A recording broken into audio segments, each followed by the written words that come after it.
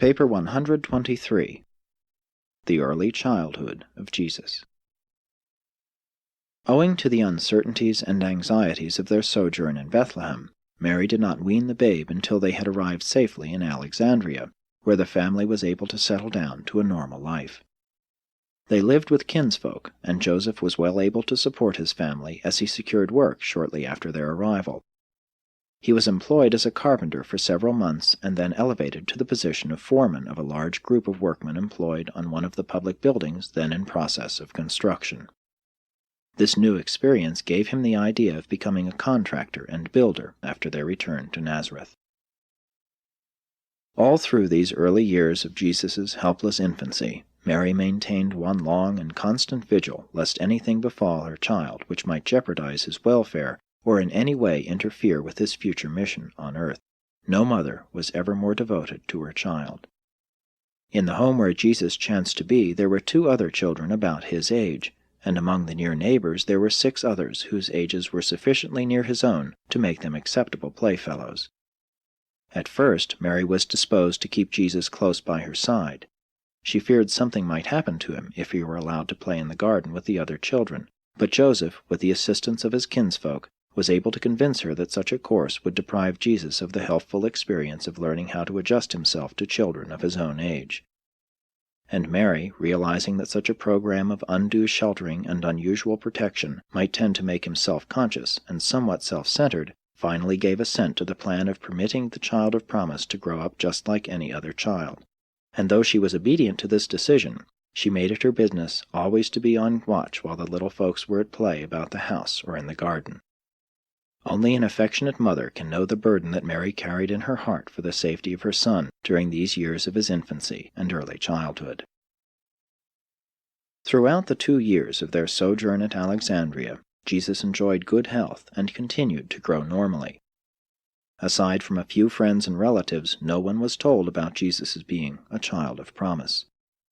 One of Joseph's relatives revealed this to a few friends in Memphis, descendants of the distant Ignaton, and they, with a small group of Alexandrian believers, assembled at the palatial home of Joseph's relative benefactor a short time before the return to Palestine to wish the Nazareth family well and to pay their respects to the child. On this occasion the assembled friends presented Jesus with a complete copy of the Greek translation of the Hebrew Scriptures. But this copy of the Jewish sacred writings was not placed in Joseph's hands until both he and Mary had finally declined the invitation of their Memphis and Alexandrian friends to remain in Egypt. These believers insisted that the child of destiny would be able to exert a far greater world influence as a resident of Alexandria than of any designated place in Palestine. These persuasions delayed their departure for Palestine for some time after they received the news of Herod's death. Joseph and Mary finally took leave of Alexandria on a boat belonging to their friend Ezraon, bound for Joppa, arriving at that port late in August of the year 4 B.C. They went directly to Bethlehem, where they spent the entire month of September in council with their friends and relatives concerning whether they should remain there or return to Nazareth. Mary had never fully given up the idea that Jesus ought to grow up in Bethlehem, the city of David. Joseph did not really believe that their son was to become a kingly deliverer of Israel. Besides, he knew that he himself was not really a descendant of David, that his being reckoned among the offspring of David was due to the adoption of one of his ancestors into the Davidic line of descent. Mary, of course, thought the city of David the most appropriate place in which the new candidate for David's throne could be reared, but Joseph preferred to take chances with Herod Antipas rather than with his brother Archelaus. He entertained great fears for the child's safety in Bethlehem or in any other city in Judea, and surmised that Archelaus would be more likely to pursue the menacing policies of his father Herod than would Antipas in Galilee. And besides all these reasons, Joseph was outspoken in his preference for Galilee as a better place in which to rear and educate the child, but it required 3 weeks to overcome Mary's objections. By the 1st of October, Joseph had convinced Mary and all their friends that it was best for them to return to Nazareth. Accordingly, early in October 4 B.C., they departed from Bethlehem for Nazareth, going by way of Lydda and Scythopolis. They started out early one Sunday morning, Mary and the child riding on their newly acquired beast of burden, while Joseph and 5 accompanying kinsmen proceeded on foot. Joseph's relatives refused to permit them to make the trip to Nazareth alone. They feared to go to Galilee by Jerusalem and the Jordan Valley, and the western routes were not altogether safe for 2 lone travelers with a child of tender years. 1. Back in Nazareth. On the 4th day of the journey, the party reached its destination in safety. They arrived unannounced at the Nazareth home, which had been occupied for more than 3 years by one of Joseph's married brothers, who was indeed surprised to see them. So quietly had they gone about their business that neither the family of Joseph nor that of Mary knew that they had even left Alexandria. The next day Joseph's brother moved his family, and Mary, for the first time since Jesus' birth, settled down with her little family to enjoy life in their own home. In less than a week, Joseph secured work as a carpenter, and they were supremely happy. Jesus was about 3 years and 2 months old at the time of their return to Nazareth. He had stood all these travels very well, and was in excellent health and full of childish glee and excitement at having premises of his own to run about in and to enjoy. But he greatly missed the association of his Alexandrian playmates. On the way to Nazareth, Joseph had persuaded Mary that it would be unwise to spread the word among their Galilean friends and relatives that Jesus was a child of promise. They agreed to refrain from all mention of these matters to anyone, and they were both very faithful in keeping this promise. Jesus' entire 4th year was a period of normal physical development and of unusual mental activity. Meantime, he had formed a very close attachment for a neighbor boy about his own age named Jacob. Jesus and Jacob were always happy in their play, and they grew up to be great friends and loyal companions. The next important event in the life of this Nazareth family was the birth of the second child, James, in the early morning hours of April 2, 3 BC. Jesus was thrilled by the thought of having a baby brother, and he would stand around by the hour just to observe the baby's early activities. It was midsummer of the same year that Joseph built a small workshop close to the village spring and near the caravan tarrying lot. After this he did very little carpenter work by the day. He had as associates 2 of his brothers and several other mechanics whom he sent out to work while he remained at the shop making yokes and plows and doing other woodwork. He also did some work in leather and with rope and canvas. And Jesus, as he grew up, when not at school, spent his time about equally between helping his mother with home duties and watching his father work at the shop, meantime listening to the conversation and gossip of the caravan conductors and passengers from the 4 corners of the earth. In July of this year, 1 month before Jesus was 4 years old, an outbreak of malignant intestinal trouble spread all over Nazareth from contact with the caravan travelers. Mary became so alarmed by the danger of Jesus being exposed to this epidemic of disease that she bundled up both her children and fled to the country home of her brother, several miles south of Nazareth on the Megiddo road near Sarid. They did not return to Nazareth for more than 2 months. Jesus greatly enjoyed this, his first experience on a farm. 2. The 5th year, 2 BC. In something more than a year after the return to Nazareth, the boy Jesus arrived at the age of his first personal and wholehearted moral decision, and there came to abide with him a thought adjuster, a divine gift of the Paradise Father, which had aforetime served with Makaventa Melchizedek, thus gaining the experience of functioning in connection with the incarnation of a supermortal being living in the likeness of mortal flesh. This event occurred on February 11, 2 BC. Jesus was no more aware of the coming of the divine Monitor than are the millions upon millions of other children who, before and since that day, have likewise received these thought adjusters to indwell their minds and work for the ultimate spiritualization of these minds and the eternal survival of their evolving immortal souls. On this day in February, the direct and personal supervision of the universe rulers, as it was related to the integrity of the childlike incarnation of Michael, terminated. From that time on, throughout the human unfolding of the incarnation, the guardianship of Jesus was destined to rest in the keeping of this indwelling adjuster and the associated seraphic guardians, supplemented from time to time by the ministry of midway creatures assigned for the performance of certain definite duties in accordance with the instruction of their planetary superiors. Jesus was 5 years old in August of this year, and we will, therefore, refer to this as his 5th calendar year of life.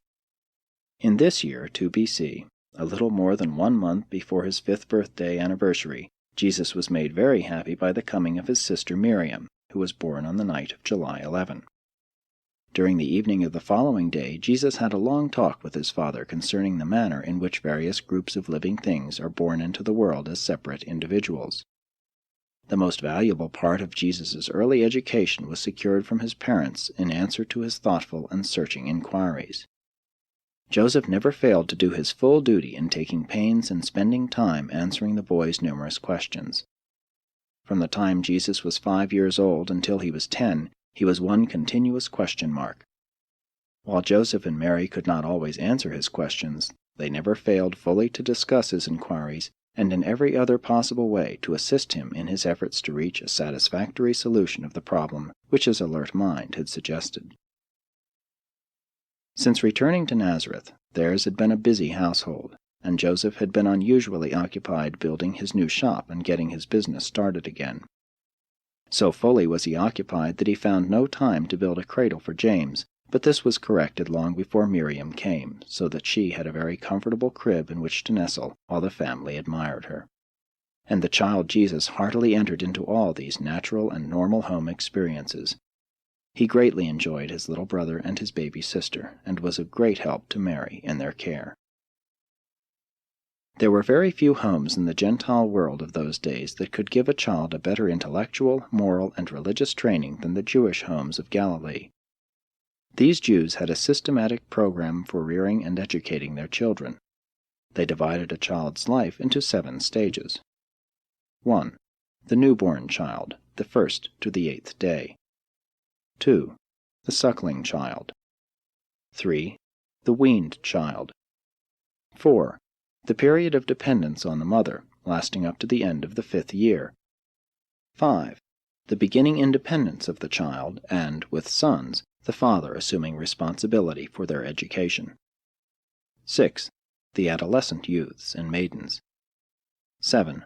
The young men and the young women. It was the custom of the Galilean Jews for the mother to bear the responsibility for a child's training until the 5th birthday, and then, if the child were a boy, to hold the father responsible for the lad's education from that time on. This year, therefore, Jesus entered upon the 5th stage of a Galilean Jewish child's career, and accordingly, on August 21, 2 BC, Mary formally turned him over to Joseph for further instruction. Though Joseph was now assuming the direct responsibility for Jesus' intellectual and religious education, his mother still interested herself in his home training. She taught him how to know and care for the vines and flowers growing about the garden walls which completely surrounded the home plot. She also provided on the roof of the house, the summer bedroom, shallow boxes of sand in which Jesus worked out maps and did much of his early practice at writing Aramaic, Greek, and later on Hebrew, for in time he learned to read, write, and speak fluently all 3 languages. Jesus appeared to be a well-nigh perfect child physically and continued to make normal progress mentally and emotionally. He experienced a mild digestive upset, his first minor illness, in the latter part of this, his 5th calendar year. Though Joseph and Mary often talked about the future of their eldest child, had you been there, you would only have observed the growing up of a normal, healthy, carefree, but exceedingly inquisitive child of that time and place. 3. The events of the 6th year, 1 BC. Already, with his mother's help, Jesus had mastered the Galilean dialect of the Aramaic tongue, and now his father began teaching him Greek. Mary spoke little Greek, but Joseph was a fluent speaker of both Aramaic and Greek. The textbook for the study of the Greek language was the copy of the Hebrew Scriptures, a complete version of the Law and the Prophets, including the Psalms, which had been presented to them on leaving Egypt. There were only 2 complete copies of the Scriptures in Greek in all Nazareth, and the possession of one of them by the carpenter's family made Joseph's home a much-sought place and enabled Jesus, as he grew up, to meet an almost endless procession of earnest students and sincere truth-seekers. Before this year ended, Jesus had assumed custody of this priceless manuscript, having been told on his 6th birthday that the sacred book had been presented to him by Alexandrian friends and relatives, and in a very short time he could read it readily. The first great shock of Jesus' young life occurred when he was not quite 6 years old. It had seemed to the lad that his father, at least his father and mother together, knew everything. Imagine, therefore, the surprise of this inquiring child when he asked his father the cause of a mild earthquake which had just occurred, to hear Joseph say, "My son, I really do not know." Thus began that long and disconcerting disillusionment, in the course of which Jesus found out that his earthly parents were not all-wise and all-knowing. Joseph's first thought was to tell Jesus that the earthquake had been caused by God, but a moment's reflection admonished him that such an answer would immediately be provocative of further and still more embarrassing inquiries. Even at an early age it was very difficult to answer Jesus' questions about physical or social phenomena by thoughtlessly telling him that either God or the devil was responsible. In harmony with the prevailing belief of the Jewish people, Jesus was long willing to accept the doctrine of good spirits and evil spirits as the possible explanation of mental and spiritual phenomena, but he very early became doubtful that such unseen influences were responsible for the physical happenings of the natural world. Before Jesus was 6 years of age, in the early summer of 1 BC, Zacharias and Elizabeth and their son John came to visit the Nazareth family. Jesus and John had a happy time during this, their first visit within their memories. Although the visitors could remain only a few days, the parents talked over many things, including the future plans for their sons. While they were thus engaged, the lads played with blocks in the sand on top of the house, and in many other ways enjoyed themselves in true boyish fashion. Having met John, who came from near Jerusalem, Jesus began to evince an unusual interest in the history of Israel and to inquire in great detail as to the meaning of the Sabbath rites, the synagogue sermons, and the recurring feasts of commemoration. His father explained to him the meaning of all these seasons. The first was the midwinter festive illumination, lasting 8 days, starting out with 1 candle the first night and adding 1 each successive night. This commemorated the dedication of the temple after the restoration of the Mosaic services by Judas Maccabee. Next came the early springtime celebration of Purim, the feast of Esther and Israel's deliverance through her. Then followed the solemn Passover, which the adults celebrated in Jerusalem whenever possible, while at home the children would remember that no leavened bread was to be eaten for the whole week. Later came the feast of the first fruits, the harvest ingathering, and last, the most solemn of all, the feast of the New Year, the Day of Atonement.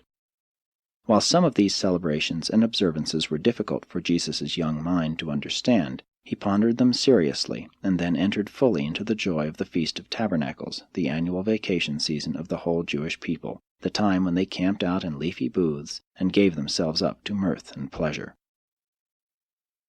During this year, Joseph and Mary had trouble with Jesus about his prayers. He insisted on talking to his heavenly Father much as he would talk to Joseph, his earthly father. This departure from the more solemn and reverent modes of communication with deity was a bit disconcerting to his parents, especially to his mother, but there was no persuading him to change. He would say his prayers just as he had been taught, after which he insisted on having just a little talk with my Father in heaven. In June of this year, Joseph turned the shop in Nazareth over to his brothers, and formally entered upon his work as a builder. Before the year was over, the family income had more than trebled. Never again until after Joseph's death did the Nazareth family feel the pinch of poverty. The family grew larger and larger, and they spent much money on extra education and travel, but always Joseph's increasing income kept pace with the growing expenses. The next few years, Joseph did considerable work at Cana, Bethlehem of Galilee, Magdala, Nain, Sepphoris, Capernaum, and Endor, as well as much building in and near Nazareth. As James grew up to be old enough to help his mother with the housework and care for the younger children, Jesus made frequent trips away from home with his father to these surrounding towns and villages. Jesus was a keen observer and gained much practical knowledge from these trips away from home. He was assiduously storing up knowledge regarding man and the way he lived on earth. This year Jesus made great progress in adjusting his strong feelings and vigorous impulses to the demands of family cooperation and home discipline. Mary was a loving mother, but a fairly strict disciplinarian. In many ways, however, Joseph exerted the greater control over Jesus, as it was his practice to sit down with the boy and fully explain the real and underlying reasons for the necessity of disciplinary curtailment of personal desires in deference to the welfare and tranquility of the entire family. When the situation had been explained to Jesus, he was always intelligently and willingly cooperative with the parental wishes and family regulations. Much of his spare time, when his mother did not require his help about the house, was spent studying the flowers and plants by day and the stars by night. He evinced a troublesome penchant for lying on his back and gazing wonderingly up into the starry heavens long after his usual bedtime in this well-ordered Nazareth household. 4. The 7th year, A.D. 1. This was indeed an eventful year in Jesus' life. Early in January, a great snowstorm occurred in Galilee. Snow fell 2 feet deep, the heaviest snowfall Jesus saw during his lifetime, and one of the deepest at Nazareth in 100 years.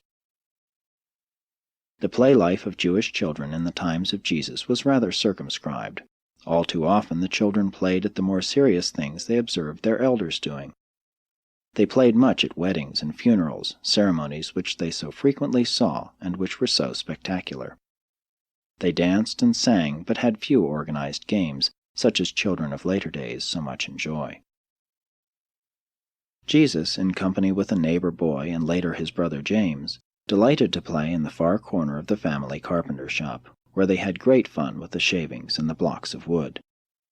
It was always difficult for Jesus to comprehend the harm of certain sorts of play which were forbidden on the Sabbath, but he never failed to conform to his parents' wishes.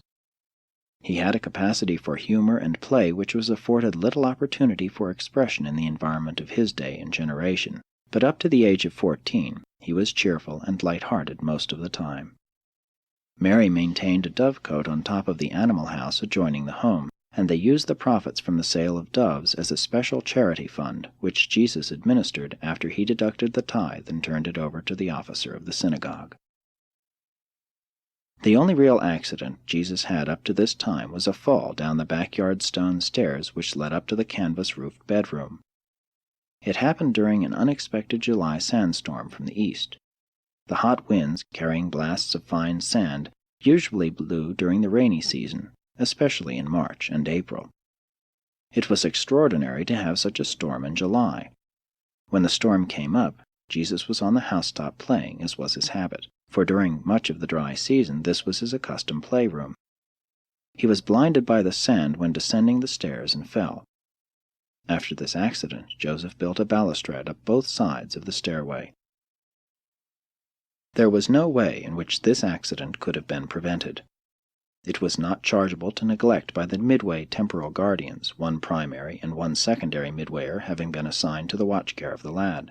Neither was it chargeable to the guardian seraphim. It simply could not have been avoided.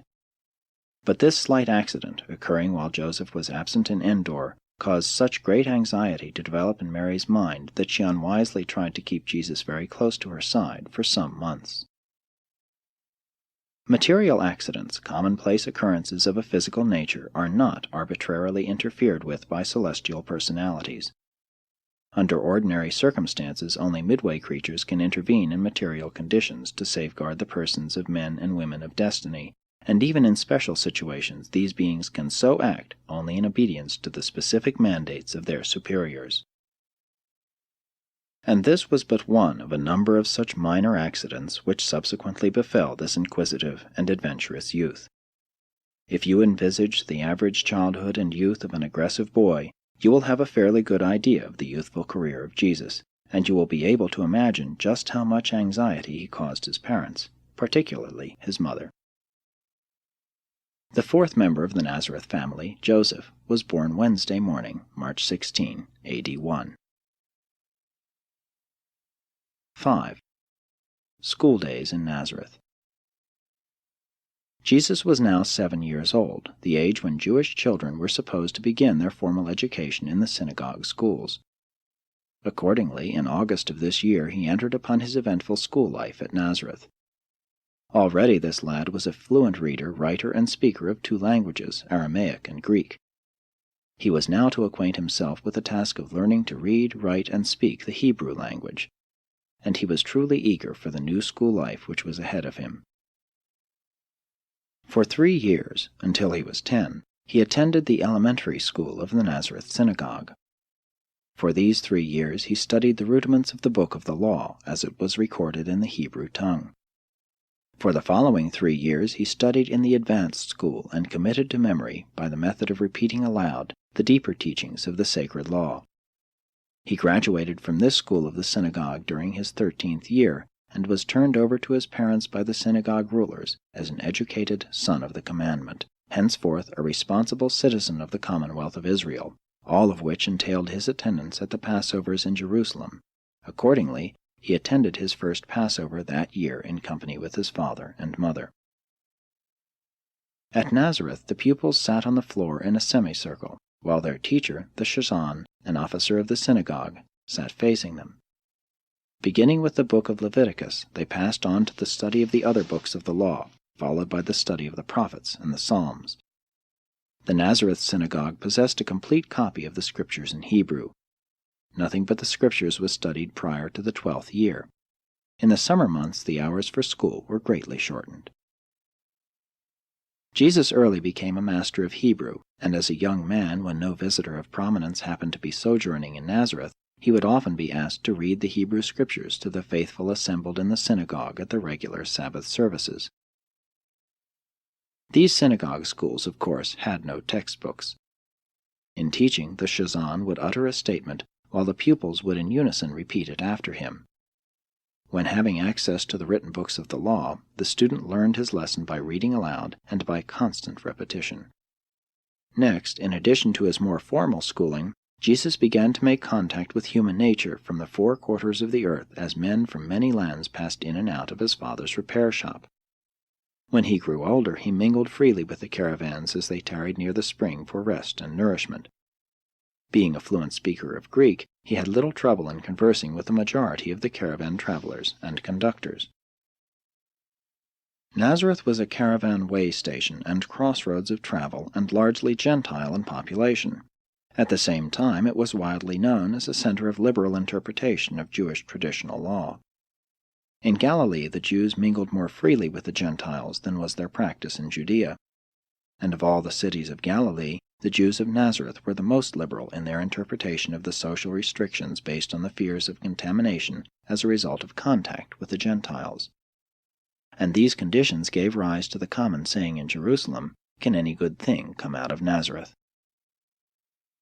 Jesus received his moral training and spiritual culture chiefly in his own home.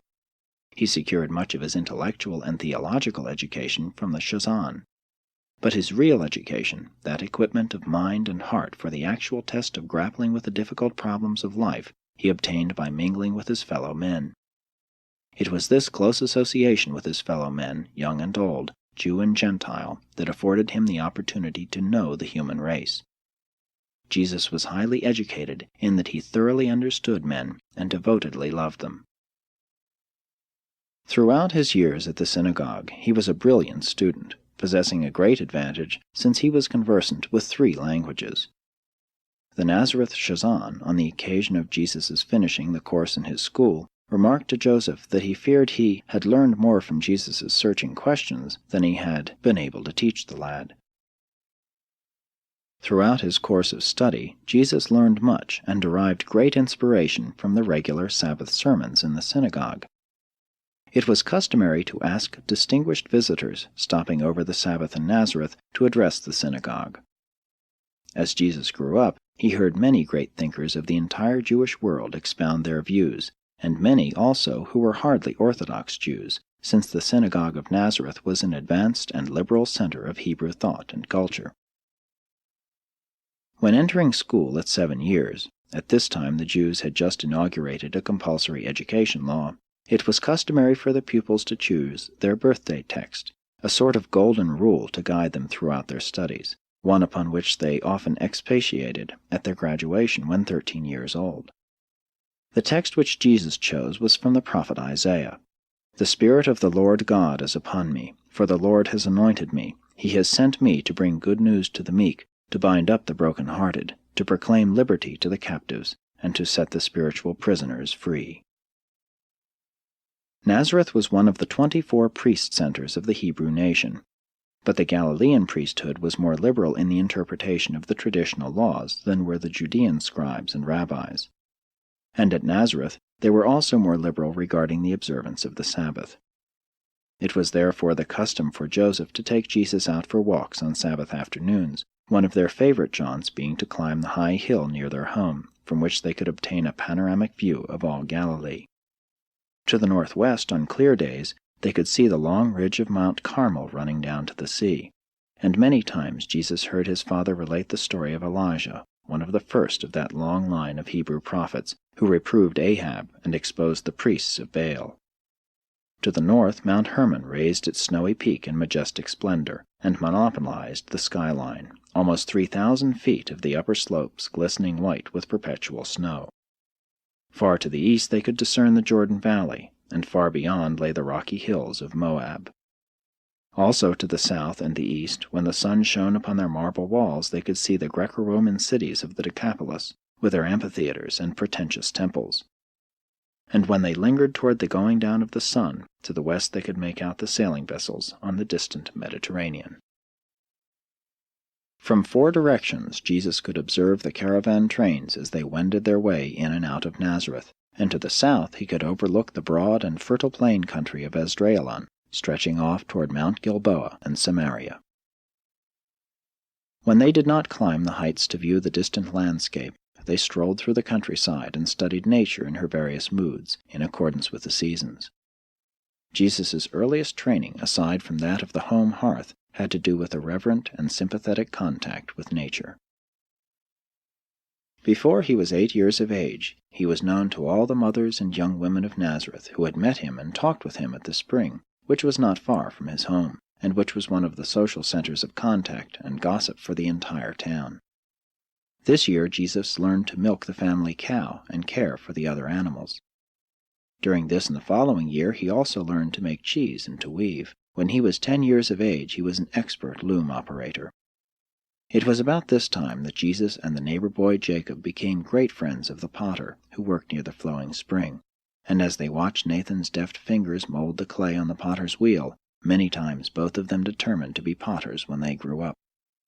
Nathan was very fond of the lads, and often gave them clay to play with, seeking to stimulate their creative imaginations by suggesting competitive efforts in modeling various objects and animals. 6. His 8th year, A.D. 2. This was an interesting year at school. Although Jesus was not an unusual student, he was a diligent pupil and belonged to the more progressive third of the class, doing his work so well that he was excused from attendance 1 week out of each month. This week he usually spent either with his fisherman uncle on the shores of the Sea of Galilee near Magdala, or on the farm of another uncle, his mother's brother, 5 miles south of Nazareth. Although his mother had become unduly anxious about his health and safety, she gradually became reconciled to these trips away from home. Jesus' uncles and aunts were all very fond of him, and there ensued a lively competition among them to secure his company for these monthly visits throughout this and immediately subsequent years. His first week's sojourn on his uncle's farm, since infancy, was in January of this year. The first week's fishing experience on the Sea of Galilee occurred in the month of May. About this time, Jesus met a teacher of mathematics from Damascus, and learning some new techniques of numbers, he spent much time on mathematics for several years. He developed a keen sense of numbers, distances, and proportions. Jesus began to enjoy his brother James very much by the end of this year, and had begun to teach him the alphabet. This year Jesus made arrangements to exchange dairy products for lessons on the harp. He had an unusual liking for everything musical. Later on, he did much to promote an interest in vocal music among his youthful associates. By the time he was 11 years of age, he was a skillful harpist and greatly enjoyed entertaining both family and friends with his extraordinary interpretations and able improvisations. While Jesus continued to make enviable progress at school, all did not run smoothly for either parents or teachers. He persisted in asking many embarrassing questions concerning both science and religion, particularly regarding geography and astronomy. He was especially insistent on finding out why there was a dry season and a rainy season in Palestine.